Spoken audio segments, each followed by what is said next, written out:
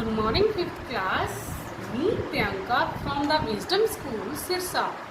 How are you, students? I hope you all are fine. So, students, देखिए जो हमारा पाठ चल रहा है, पाठ नंबर 4, एक भारत श्रेष्ठ भारत। अब देखिए अब इसमें कैसे हमारे भारत के बारे में अलग अलग विभिन्नताएं, अलग अलग राज्य की अलग अलग भिन्नताएं दी हुई हैं, पर इन भिन्नताओं के बावजूद भी हमारा जो भारत है वो एक है, एक ही डोर में बंधा हुआ है।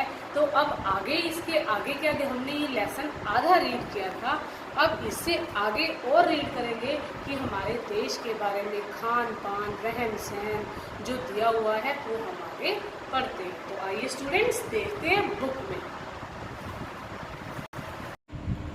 देखिए स्टूडेंट्स, पाठ नंबर 4 क्लास 5 एक भारत श्रेष्ठ भारत जो हमने रीड किया था, ये आधा लेसन, आधे से भी कम लेसन हमने रीड किया था। यहाँ तक क्या था कि कैसे हमारे कौन सा उत्तरी भाग, कौन सा भाग जो है मतलब कश्मीर का भाग, इसमें धरती का स्वर्ग बताया गया है, जो मेघालय है वो बादलों का घर है।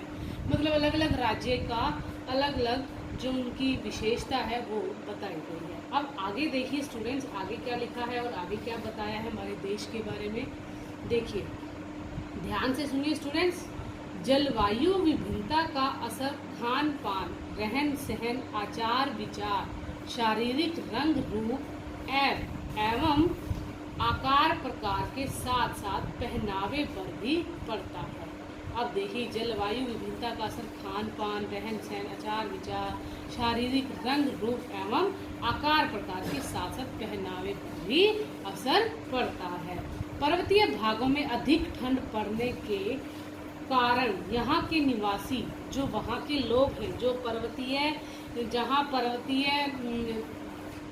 पर्वतीय भागों में अधिक ठंड पड़ती है और वहाँ के जो लोग हैं ऊनी वस्त्रों का प्रयोग करते हैं, जबकि समुद्री तटीय लोगों को ऊनी वस्त्रों की आवश्यकता ही नहीं पड़ती।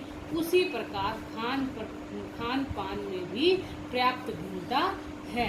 अब देखिए समुद्री तटीय क्षेत्रों में के निवासियों का प्रिय भोजन।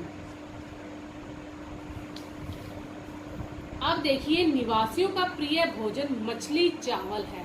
अब देखिए जो समुद्र तटीय क्षेत्रों का निवासियों का प्रिय भोजन क्या है, मछली चावल है। और वहीं उत्तरी भारत में दाल रोटी और सब्जी बड़े चाव से खाई जाती है। अब देखिए अलग अलग, जैसे पर्वतियों में अधिक ठंड पाई जाती है, जो जहाँ लोग ऊनी के वस्त्र पहनते हैं, जबकि समुद्र तटीय लोगों को ऊनी वस्त्र की आवश्यकता नहीं पड़ती। वहाँ के खान पान का पर्याप्त भिन्नता है, मतलब अलग अलग है। समुद्र तटीय क्षेत्रों के निवासियों का प्रिय भोजन होता है मछली चावल, वहीं उत्तरी भारत में दाल रोटी और सब्जी बड़े चाव से खाई जाती है। अब देखिए यह तो विविधताओं की बात हुई, अब हम एक दृष्टि विविधताओं के पीछे छुपी भारत की एकता पर डालते हैं। अब देखिए इन्होंने क्या कहा कि यह तो विविधताओं की बात है, और अब हम एक दृष्टि मीन्स देखते हैं कि विविधताओं के पीछे छुपी भारत की एकता पर डालते हैं कि कैसे हमारा भारत जो है एक गांठ में बंधा हुआ है। दक्षिणी भारत का प्रसिद्ध भोजन क्या है? डोसा, इडली, उत्पम, वड़ा आज पूरे देश में बनाया और खाया जाता है। देखिए ये कहाँ, दक्षिणी भारत का प्रसिद्ध भोजन है। क्या भोजन उनका प्रसिद्ध है? डोसा, इडली, उत्पम, वड़ा आज पूरे देश में बनाया और खाया जाता है। महाराष्ट्र का श्रीखंड, पोहा और गुजरात का ढोकला और बाखरा पूरे देश के लोग चाव के साथ खाते हैं। ये जो है देखिए महाराष्ट्र और गुजरात के अलग अलग पकवान दिए हुए हैं। अब देखिए पूरे देश के लोग चाव के साथ खाते हैं। राजस्थान की दाल बाटी चूरमा, प्याज की कचौड़ी, गट्टे की सब्जी पूरे देश के लोग पसंद करते हैं। अब देखिए राजस्थान का भी दिया हुआ है दाल बाटी चूरमा, प्याज की कचौड़ी, गट्टी गट्टे की सब्जी, ये कौन सी सब्जी होती है स्टूडेंट? जो बेसन के गट्टे बनाए जाते हैं, ये उसकी बेसन की सब्जी बनाई जाती है, उसे बोलते हैं गट्टे की सब्जी। पूरे देश के लोग पसंद करते हैं। इसी प्रकार उत्तरी भारतीय व्यंजन होते हैं भोजन। तंदूर की रोटी, नान, सब्जी, दाल, लिट्टी चोखा दक्षिण और पश्चिम भारत के लोग चाव के साथ खाते हैं। दक्षिणी भारतीय नृत्य भरतनाट्यम, तमिलनाडु और कुचिपुड़ी आंध्र प्रदेश में क्या है, पूरे देश में पसंद किए जाते हैं।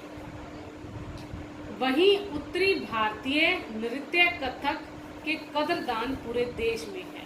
अब देखिए कदरदान मीन्स पूरे सम्मान के साथ पूरे देश में है। अब देखिए यद्यपि ऊपरी तौर पर भारत के विभिन्न प्रदेशों में पर्याप्त भिन्नता दृष्टिगोचर होती है। मीन्स दृष्टिगोचर मीन्स देखना, जैसे एक ही, अब देखिए इसमें दृष्टिगोचर मतलब दिखाई देना। तथापि अपने आचार विचारों की एकता के कारण यहाँ सदा सामाजिक संस्कृति का एक ही रूप देखने को मिलता है। यही कारण है कि तमाम विविधताओं के बावजूद भारत प्राचीन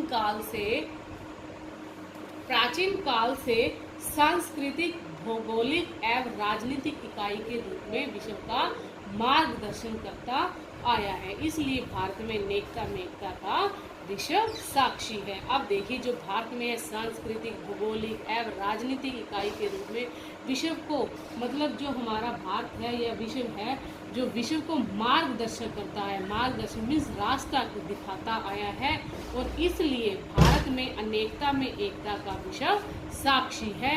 अनेकता में एकता को बनाए रखने में भारतीय सांस्कृतिक एवं अध्यात्म का महत्वपूर्ण योगदान रहा है।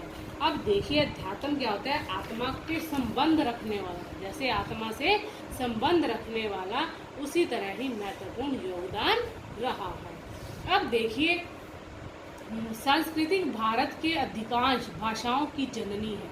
जो भारत की जो, अब देखिए यहाँ हमारे से सबसे पहले पूछा गया था कि हमारे देश भारत की सबसे पुरानी भाषा कौन सी है। देखिए यहाँ दिया हुआ है कि संस्कृत भारत की अधिकांश भाषाओं की जननी है, इसलिए भारतीय भाषाओं पर इसका स्पष्ट प्रभाव दिखाई देता है। हिंदी, मराठी, नेपाली, कोंकणी, बोडो आदि भाषाओं की लिपि देवनागरी है, जो संस्कृत की भी लिपि है। हिंदी अधिकांश भारतीय द्वारा बोली जाने वाली भाषा है। अंततः इसे भारतीय संविधान की 343वीं अनुसूची के अनुसार राष्ट्रभाषा के रूप में स्वीकार किया गया है। यही एक भाषा है जो सारे भारत की एकता के सूत्र में पिरोने का कार्य करती है। अब देखिए अब हिंदी भाषा के माध्यम से ही हम जहाँ भी जाए, हम एक हिंदी भाषा के माध्यम से ही हम अपनी जो बात है, कुछ भी है, हम अपना एक दूसरे को समझा सकते हैं। और जो इसी भाषा के माध्यम से ही हम अपने देश की कोई भी हम सहायता कर सकते हैं, जिससे हमारा देश जो है एकता के सूत्र में बंधने का कार्य करता है। अब देखिए स्टूडेंट्स, ये लेसन जो है हमारा बड़ा है, तो आज मैं आपको यहीं तक ही करवाऊंगी। जो ये नेक्स्ट जो हमारा रह गया है, ये मैं आपको नेक्स्ट वीडियो में करवाऊंगी। सो स्टूडेंट्स, आज आपने इसे देखिए कैसे हमारी जो जलवायु की भिन्नता में खान पान के असर में रहन सहन का दिया हुआ है, ये सारा आपने रीड करना है कि कौन से राज्य में किस तरह का खान पान है, किस तरह का नृत्य किया जाता है, और क्या पर्वतीय भागों में कैसे अधिक ठंड पड़ती है, लोग ऊनी वस्त्र पहनते हैं। तो इसी तरह आपने इसे रीड करना है और समझना है। जो नेक्स्ट रह गया है कि वो मैं आपको नेक्स्ट वीडियो में कराऊंगी। सो स्टूडेंट्स, आज आपका इतना ही है। Take care, thank you, bye, have a nice day.